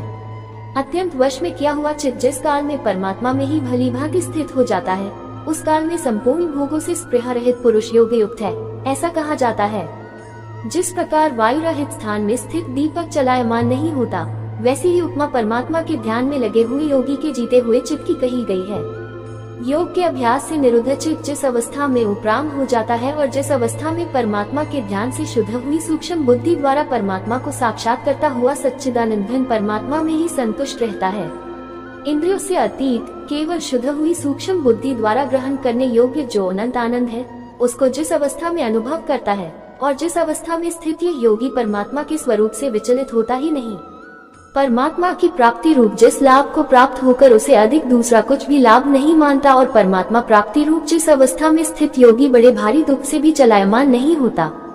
जो दुख रूप संसार के सहयोग से रहित है तथा जिसका नाम योग है, उसको जानना चाहिए। वह योग न उकताए हुए अर्थात धैर्य और उत्साह युक्त चित्त से निश्चय पूर्वक करना कर्तव्य है। संकल्प से उत्पन्न होने वाली संपूर्ण कामनाओं को निश्चित रूप से त्याग कर और मन द्वारा इंद्रियों के समुदाय को सभी ओर से भली भांति रोककर क्रम क्रम से अभ्यास करता हुआ उपरति को प्राप्त हो तथा धैर्य युक्त बुद्धि द्वारा मन को परमात्मा में स्थित करके परमात्मा के सिवा और कुछ भी चिंतन न करे। ये स्थिर न रहने वाला और चंचल मन जिस शब्दादि विषय के निमित्त से संसार में विचरता है, उस विषय से रोककर यानी हटाकर इसे बार बार परमात्मा में ही निरुद्ध करे। क्योंकि जिसका मन भली प्रकार शांत है, जो पाप से रहित है और जिसका रजोगुण शांत हो गया है, ऐसे इस सच्चिदानंद घन ब्रह्म के साथ एक ही भाव हुए योगी को उत्तम आनंद प्राप्त होता है। वह पापरहित योगी इस प्रकार निरंतर आत्मा को परमात्मा में लगाता हुआ सुखपूर्वक परब्रह्म परमात्मा की प्राप्ति रूप अनंत आनंद का अनुभव करता है। सर्वव्यापी अनंत चेतन में एक ही भाव से स्थिति रूप योग से युक्त आत्मा वाला तथा सब में संभाव से देखने वाला योगी आत्मा को संपूर्ण भूतों में स्थित और संपूर्ण भूतों को आत्मा में कल्पित देखता है। जो पुरुष संपूर्ण भूतों में सबके आत्मरूप मुझ वासुदेव को ही व्यापक देखता है और संपूर्ण भूतों को मुझ वासुदेव के अंतर्गत गीता अध्याय 9 श्लोक 6 में देखना चाहिए, देखता है, उसके लिए मैं अदृश्य नहीं होता और वह मेरे लिए अदृश्य नहीं होता। जो पुरुष एक ही भाव में स्थित होकर संपूर्ण भूतों में आत्मरूप से स्थित मुझ सच्चिदानंद घन वासुदेव को भजता है, वही योगी सब प्रकार से बरतता हुआ भी मुझ में ही बरतता है। हे अर्जुन, जो योगी अपनी भांति जैसे मनुष्य अपने मस्तक, हाथ, पैर और गुदादि के साथ ब्राह्मण, क्षत्रिय, शूद्र और मलेच्छादिकों का सा बर्ताव करता हुआ भी उनमें आत्मभाव अर्थात अपनापन समान होने से सुख और दुख को समान ही देखता है, वैसे ही सब भूतों में देखना अपनी भांति सम देखना है। संपूर्ण भूतों में सम देखता है और सुख अथवा दुख को भी सब में सम देखता है, वही योगी परम श्रेष्ठ माना गया है। अर्जुन बोले, हे मधुसूदन, जो ये योग आपने संभाव से कहा है, मन के चंचल होने से मैं इसकी नित्य स्थिति को नहीं देखता हूँ। क्योंकि हे श्री कृष्ण, यह मन बड़ा चंचल प्रमथन स्वभाव वाला, बड़ा दृढ़ और बलवान है, इसलिए उसको वश में करना मैं वायु को रोकने की भांति अत्यंत दुष्कर मानता हूँ। श्री भगवान बोले, हे महाबाहो, निसंदेह मन चंचल और कठिनता से वश में होने वाला है, परंतु हे कुतिपुत्र अर्जुन, यह अभ्यास गीता अध्याय 12 श्लोक 9 की टिप्पणी में इसका विस्तार देखना चाहिए। और वैराग्य से वश में होता है, जिसका मन वश में किया हुआ नहीं है, ऐसे पुरुष द्वारा योग दुष्प्राप्य है, और वश में किए हुए मन वाले प्रयत्नशील पुरुष द्वारा साधन से उसका प्राप्त होना सहज है, यह मेरा मत है। अर्जुन बोले, हे श्री कृष्ण, जो योग में श्रद्धा रखने वाला है किंतु संयमी नहीं है, इस कारण जिसका मन अंतकाल में योग से विचलित हो गया है, ऐसा साधक योग की सिद्धि को अर्थात भगवत साक्षात्कार को न प्राप्त होकर किस गति को प्राप्त होता है। हे महाबाहो, क्या वह भगवत प्राप्ति के मार्ग में मोहित और आश्रय रहित पुरुष छिन्न भिन्न बादल की भांति दोनों ओर से भ्रष्ट होकर नष्ट तो नहीं हो जाता। हे श्री कृष्ण, मेरे इस संशय को संपूर्ण रूप से छेदन करने के लिए आप ही योग्य हैं, क्योंकि आपके सिवा दूसरा इस संशय का छेदन करने वाला मिलना संभव नहीं है। श्री भगवान बोले, हे पार्थ, उस पुरुष का न तो इस लोक में नाश होता है और न परलोक में ही, क्योंकि हे प्यारे, आत्मोद्धार के लिए अर्थात भगवत प्राप्ति के लिए कर्म करने वाला कोई भी मनुष्य दुर्गति को प्राप्त नहीं होता।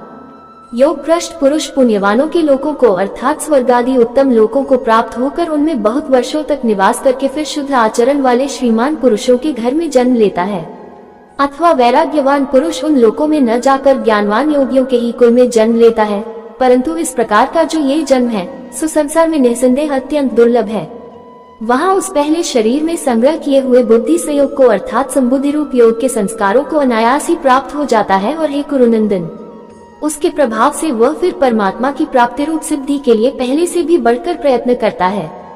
वहाँ उस पहले शरीर में संग्रह किए हुए बुद्धि संयोग को अर्थात संबुद्धि रूप योग के संस्कारों को अनायास ही प्राप्त हो जाता है, और हे कुरुनंदन, उसके प्रभाव से वह फिर परमात्मा की प्राप्ति रूप सिद्धि के लिए पहले से भी बढ़कर प्रयत्न करता है।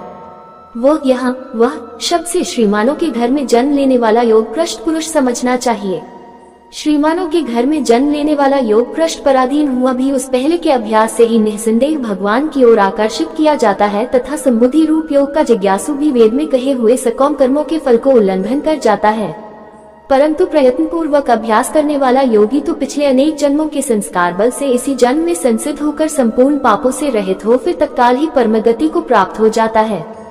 योगी तपस्वियों से श्रेष्ठ है, शास्त्र ज्ञानियों से भी श्रेष्ठ माना गया है, और सकौम कर्म करने वालों से भी योगी श्रेष्ठ है। इससे हे अर्जुन, तू योगी हो। संपूर्ण योगियों में भी जो श्रद्धावान योगी मुझ में लगे हुए अंतरात्मा से मुझको निरंतर भजता है, वही योगी मुझे परम श्रेष्ठ मान्य है। आज हम गीता अध्याय 7 ज्ञान विज्ञान योग के बारे में सुनेंगे। तो आइए दोस्तों सुनते हैं। श्री भगवान बोले, हे पार्थ, अनन्य प्रेम से मुझ में आसक्त चित्त तथा अनन्य भाव से मेरे परायण होकर योग में लगा हुआ तू जिस प्रकार से संपूर्ण विभूति बल ऐश्वर्यादि गुणों से युक्त सबके आत्मरूप मुझको संशय रहित जानेगा, उसको सुन। मैं तेरे लिए इस विज्ञान सहित तत्व ज्ञान को संपूर्णतया कहूँगा, जिसको जानकर संसार में फिर और कुछ भी जानने योग्य शेष नहीं रह जाता। हजारों मनुष्यों में कोई एक मेरी प्राप्ति के लिए यत्न करता है, और उन यत्न करने वाले योगियों में भी कोई एक मेरे परायण होकर मुझको तत्व से अर्थात यथार्थ रूप से जानता है। पृथ्वी, जल, अग्नि, वायु, आकाश, मन, बुद्धि और अहंकार भी इस प्रकार ये 8 प्रकार से विभाजित मेरी प्रकृति है। यह 8 प्रकार के भेदों वाली तो अपरा अर्थात मेरी जड़ प्रकृति है। और हे महाबाहो, इससे दूसरी को जिससे ये संपूर्ण जगत धारण किया जाता है, मेरी जीवन रूपा परा अर्थात चेतन प्रकृति जान। हे अर्जुन, तू ऐसा समझ कि संपूर्ण भूत इन दोनों प्रकृतियों से ही उत्पन्न होने वाले हैं, और मैं संपूर्ण जगत का प्रभव तथा प्रलय हूँ, अर्थात संपूर्ण जगत का मूल कारण हूँ। हे धनंजय, मुझसे भिन्न दूसरा कोई भी परम कारण नहीं है। ये संपूर्ण जगत सूत्र में सूत्र के मणियों के सदृश मुझ में गुंथा हुआ है। हे अर्जुन, मैं जल में रस हूँ, चंद्रमा और सूर्य में प्रकाश हूँ, संपूर्ण वेदों में ओंकार हूँ, आकाश में शब्द और पुरुषों में पुरुषत्व हूँ। मैं पृथ्वी में पवित्र शब्द, स्पर्श, रूप, रस, गंध से इस प्रसंग में इनके कारण रूप तन मात्राओं का ग्रहण है। इस बात को स्पष्ट करने के लिए उनके साथ पवित्र शब्द जोड़ा गया है। गंध और अग्नि में तेज हूँ, तथा संपूर्ण भूतों में उनका जीवन हूँ, और तपस्वियों में तप हूँ, हे अर्जुन, तू संपूर्ण भूतों का सनातन बीज मुझको ही जान। मैं बुद्धिमानों की बुद्धि और तेजस्वियों का तेज हूँ। हे भरत श्रेष्ठ, मैं बलवानों का आसक्ति और कामनाओं से रहित बल अर्थात सामर्थ्य हूँ, और सब भूतों में धर्म के अनुकूल अर्थात शास्त्र के अनुकूल काम हूँ। और भी जो सत्व गुण से उत्पन्न होने वाले भाव हैं और जो रजो गुण से होने वाले भाव हैं, उन सबको तू मुझसे ही होने वाले हैं, ऐसा जान। परंतु वास्तव में गीता 9 श्लोक 4-5 में देखना चाहिए, उनमें मैं और वे मुझ में नहीं है। गुणों के कार्य रूप सात्विक, राजस और तामस इन तीनों प्रकार के भावों से यह सारा संसार प्राणी समुदाय मोहित हो रहा है। इसलिए इन तीनों गुणों से परे मुझ अविनाशी को नहीं जानता, क्योंकि यह अलौकिक अर्थात अति अद्भुत त्रिगुणमयी मेरी माया बड़ी दुस्तर है। परंतु जो पुरुष केवल मुझको ही निरंतर भजते हैं, वे इस माया को उल्लंघन कर जाते हैं, अर्थात संसार से तर जाते हैं। माया द्वारा जिनका ज्ञान हरा जा चुका है, ऐसे आसुर स्वभाव को धारण किए हुए मनुष्यों में नीच दूषित कर्म करने वाले मूल लोग मुझको नहीं भजते। हे भरतवंशियों में श्रेष्ठ अर्जुन, उत्तम कर्म करने वाले अर्थार्थिक सांसारिक पदार्थों के लिए भजने वाला, आर्थ संकट निवारण के लिए भजने वाला, जिज्ञासु मेरे को यथार्थ रूप से जानने की इच्छा से भजने वाला और ज्ञानी, ऐसे 4 प्रकार के भक्तजन मुझको भजते हैं। उनमें नित्य मुझ में एक ही भाव से स्थित अनन्य प्रेम भक्ति वाला ज्ञानी भक्त अति उत्तम है, क्योंकि मुझको तत्व से जानने वाले ज्ञानी को मैं अत्यंत प्रिय हूँ और वह ज्ञानी मुझे अत्यंत प्रिय है। ये सभी उदार हैं, परंतु ज्ञानी तो साक्षात मेरा स्वरूप ही है, ऐसा मेरा मत है, क्योंकि वह मद्गत मन बुद्धि वाला ज्ञानी भक्त अति उत्तम गति स्वरूप मुझ में ही अच्छी प्रकार स्थित है। बहुत जन्मों के अंत के जन्म में तत्व ज्ञान को प्राप्त पुरुष सब कुछ वासुदेव ही है, इस प्रकार मुझको भजता है, वह महात्मा अत्यंत दुर्लभ है। उन भोगों की कामना द्वारा जिनका ज्ञान हरा जा चुका है, वे लोग अपने स्वभाव से प्रेरित होकर उस नियम को धारण करके अन्य देवताओं को भजते हैं, अर्थात पूजते हैं। जो सकौम भक्त जिस देवता के स्वरूप को श्रद्धा से पूजना चाहता है, उस भक्त की श्रद्धा को मैं उसी देवता के प्रति स्थिर करता हूँ। वह पुरुष उस श्रद्धा से युक्त होकर उस देवता का पूजन करता है और उस देवता से मेरे द्वारा ही विधान किए हुए उन इच्छित भोगों को निसंदेह प्राप्त करता है।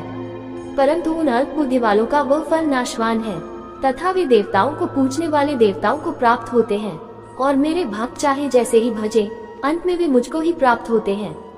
बुद्धिहीन पुरुष मेरे अनुत्तम अविनाशी परम भाव को न जानते हुए मन इंद्रियों से परिमुक्त सच्चिदानंद घन परमात्मा को मनुष्य की भांति जन्मकर व्यक्ति भाव को प्राप्त हुआ मानते हैं।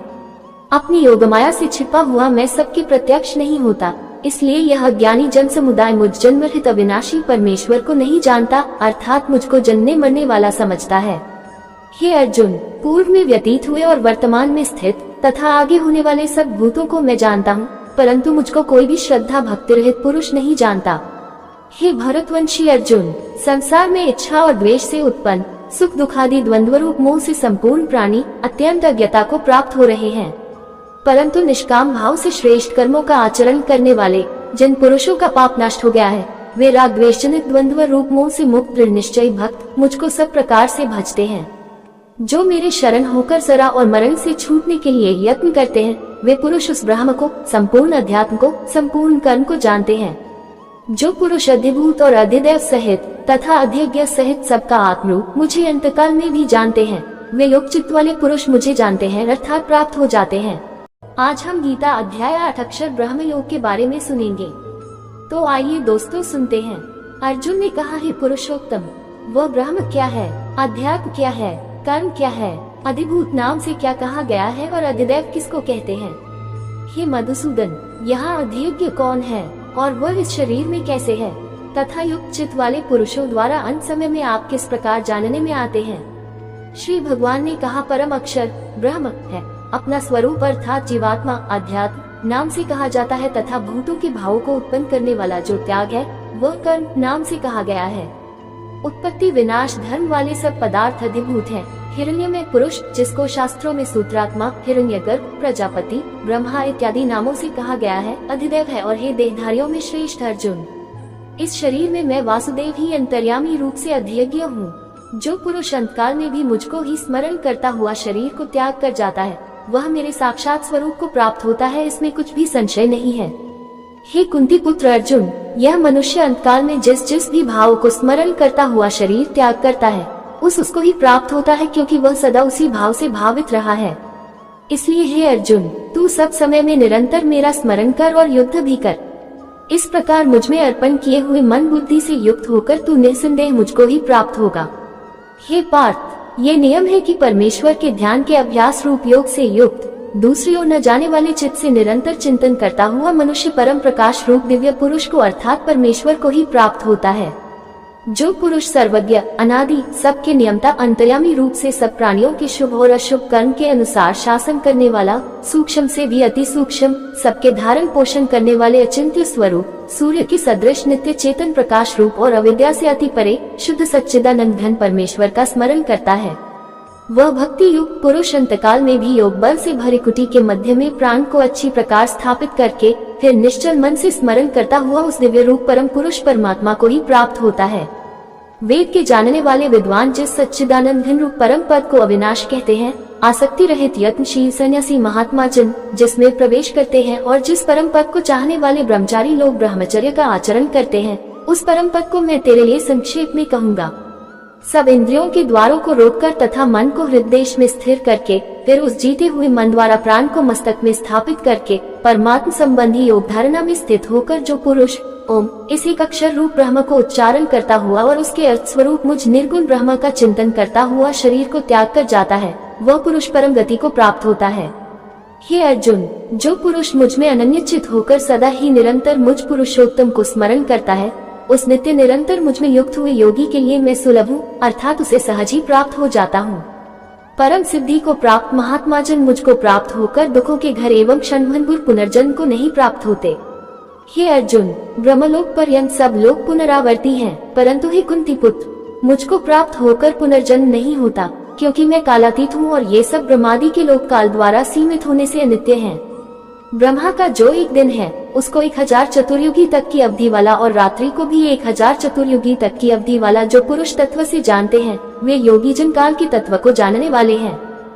संपूर्ण चराचर भूतगण ब्रह्मा के दिन के प्रवेश काल में अव्यक्त से अर्थात ब्रह्मा के सूक्ष्म शरीर से उत्पन्न होते हैं और ब्रह्मा की रात्रि के प्रवेश काल में उस अव्यक्त नामक ब्रह्मा के सूक्ष्म शरीर में ही लीन हो जाते हैं।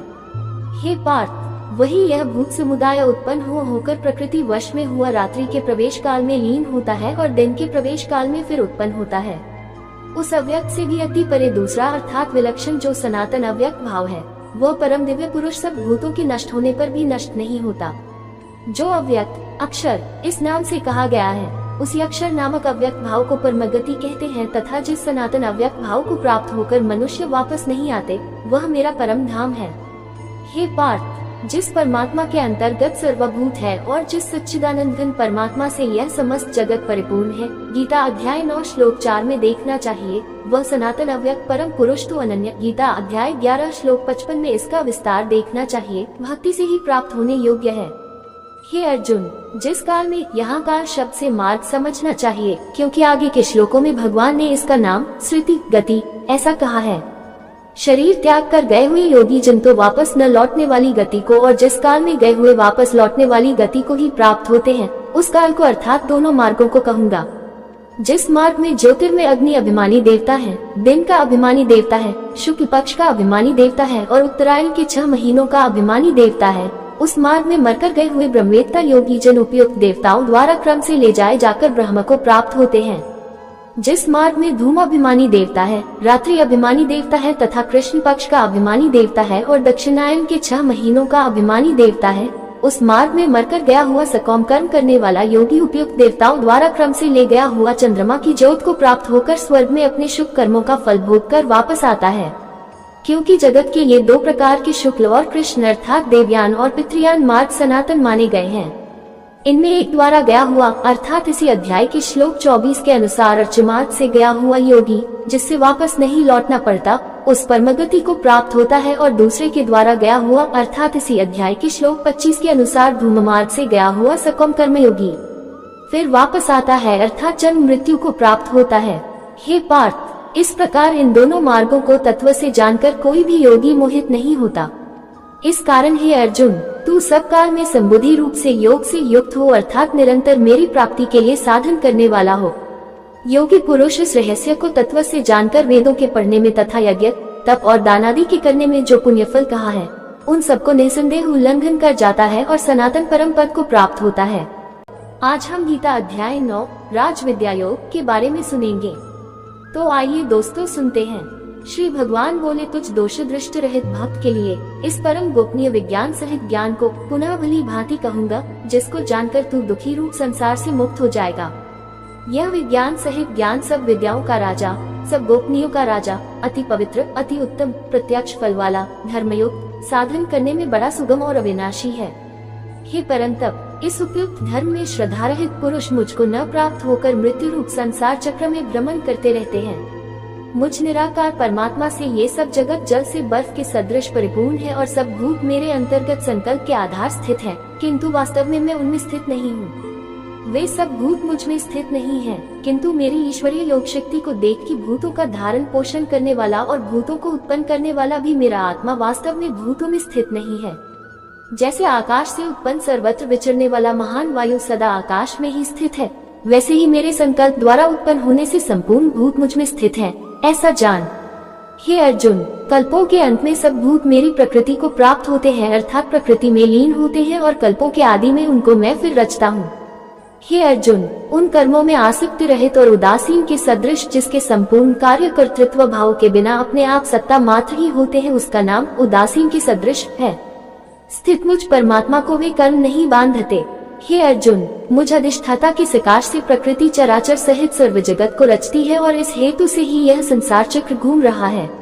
मेरे परम भाव को गीता अध्याय 7 श्लोक 24 में देखना चाहिए। न जानने वाले मूल लोग मनुष्य का शरीर धारण करने वाले मुझ संपूर्ण भूतों के महान ईश्वर को तुच्छ समझते हैं, अर्थात अपनी योग माया से संसार के उद्धार के लिए मनुष्य रूप में विचरते हुए मुझ परमेश्वर को साधारण मनुष्य मानते हैं।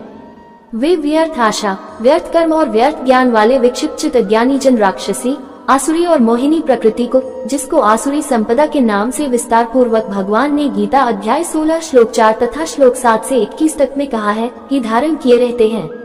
परंतु हे कुंती पुत्र, दैवी प्रकृति के इसका विस्तार पूर्वक वर्णन गीता अध्याय 16 श्लोक 1 से 3 तक में देखना चाहिए। आश्रित महात्मा जन मुझको सब भूतों का सनातन कारण और नाशरहित अक्षर स्वरूप जानकर अनन्य मन से युक्त होकर निरंतर भजते हैं। वे दृढ़ निश्चय वाले भक्तजन निरंतर मेरे नाम और गुणों का कीर्तन करते हुए तथा मेरी प्राप्ति के लिए यत्न करते हुए और मुझको बार बार प्रणाम करते हुए सदा मेरे ध्यान में युक्त होकर अनन्य प्रेम से मेरी उपासना करते हैं। दूसरे ज्ञानयोगी मुझ निर्गुण निराकार ब्रह्म का ज्ञान यज्ञ द्वारा अभिन्न भाव से पूजन करते हुए भी मेरी उपासना करते हैं, और दूसरे मनुष्य बहुत प्रकार से स्थित मुझ विराट स्वरूप परमेश्वर की पृथक भाव से उपासना करते हैं। क्रतु में हूँ, यज्ञ में हूँ, स्वधा में हूँ, औषधि में हूँ, मंत्र में हूँ, ऋत में हूँ, अग्नि में हूँ और हवन रूप क्रिया भी में ही हूँ। इस संपूर्ण जगत का धाता अर्थात धारण करने वाला एवं कर्मों के फल को देने वाला, पिता, माता, पितामह, जानने योग्य, गीता अध्याय 13 श्लोक 12 से 17 तक में देखना चाहिए। पवित्र ओंकार तथा ऋग्वेद, सामवेद और यजुर्वेद भी मैं ही हूँ।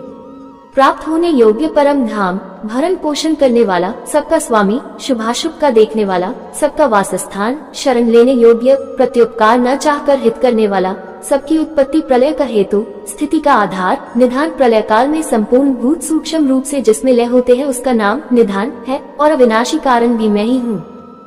मैं ही सूर्य रूप से तपता हूँ, वर्षा का आकर्षण करता हूँ और उसे बरसाता हूँ।